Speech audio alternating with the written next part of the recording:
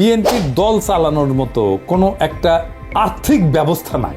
এই যে চাঁদাবাজি আর টেন্ডারবাজির অভিযোগ, আমি আজ থেকে 14 মাস আগে সাবধান করেছিলাম চাঁদাবাজির ফল ভালো হবে না। আর বিএনপির যে কাহিনী শুনছি সারা দেশ থেকে, চাঁদাবাজি, দখল, মামলা করা, মানুষকে জিম্মি করা, এইভাবে যদি চলে তাহলে বিএনপিরও আওয়ামী লীগের পরিস্থিতির সময় লাগবে না। অলরেডি মানুষ বিরক্ত হয়ে যাচ্ছে। 24-এর 5 আগস্ট পর লাগাতারভাবে চাঁদাবাজির অভিযোগ উঠেছে বিএনপির বিরুদ্ধে।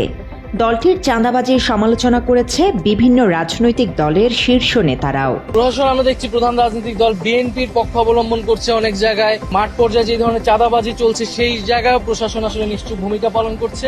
যে দলের কর্মীরা চাঁদার নেশায় নিজের ভাইকে, বন্ধুকে, সহকর্মীকে পর্যন্ত ছেড়ে কথা বলে না, জীবনটাই নিয়ে নেয় চাঁদা না পেলে, সেই দল সম্পর্কে আমাদের অনেক চিন্তা ভাবনার প্রয়োজন আছে। তবে এত অভিযোগের পরও সচেতন মহলের দাবি, চাঁদাবাজি থেকে সরে আসেনি বিএনপির নেতাকর্মীরা। এবার যেন তারই প্রমাণ দিলেন বিএনপির মনোনীত সংসদ সদস্য প্রার্থী। সামাজিক যোগাযোগ মাধ্যমে ছড়িয়ে পড়া একটি ভিডিও শেয়ার করে নেটিজেনরা দাবি করছে, চাঁদাবাজির লাগাম টানতে না পারায় অন্তত 12 ফেব্রুয়ারি পর্যন্ত স্থগিত রাখার আহ্বান করেছে বিএনপি।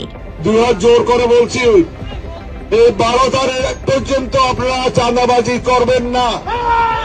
আসন্ন 12 ফেব্রুয়ারির নির্বাচনকে সামনে রেখে চট্টগ্রাম 13 আসনের বিএনপি মনোনীত প্রার্থী সরোয়ার জামাল নিজামের এই ভিডিওটি ব্যাপক আলোচনার জন্ম দিয়েছে সামাজিক যোগাযোগ মাধ্যমে।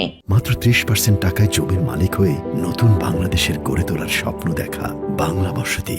এই বিএনপির গায়ে কালিমা লেখার জন্য কেউ যদি প্রচেষ্টা করে, কিন্তু কেউ ছাড় দেবে। শুক্রবার রাতে আনোয়ারা উপজেলার চাতুরী চৌমুহনী বাজারে একটি নির্বাচনী কার্যালয় উদ্বোধনের সময় সরওয়ার জামাল নিজাম এই বক্তব্য দেন। ফেসবুকে ছড়িয়ে পড়া 55 সেকেন্ডের ভিডিওতে তাকে বলতে শোনা যায়, চাতুরী আনোয়ার একটি গুরুত্বপূর্ণ অর্থনৈতিক এলাকা।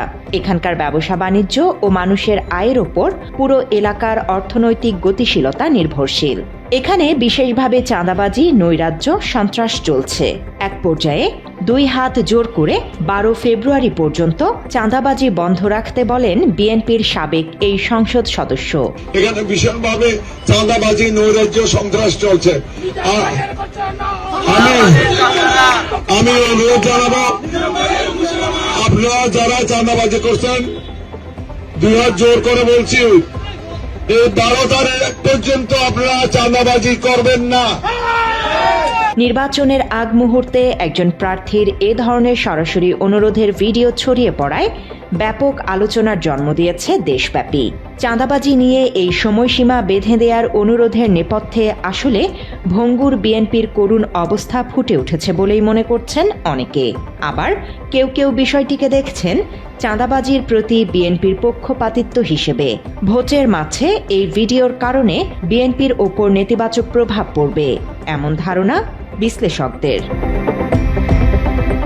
Desk report, Bangla addition.